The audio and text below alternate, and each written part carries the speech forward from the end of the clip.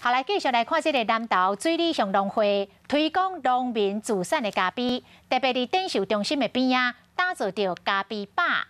上主要是来卖水里上内，包括车亭、上边拿、六路甲三步这四个地区的咖啡，讲完全是用手冲的单品咖啡，就是要互人啉到单纯的好咖啡。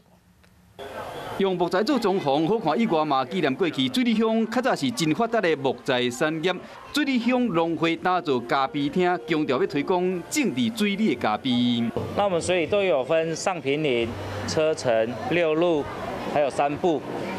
为了推广乡内农民自产的优质咖啡，水里乡的农会特别希望民众来啉这款单纯的好咖啡。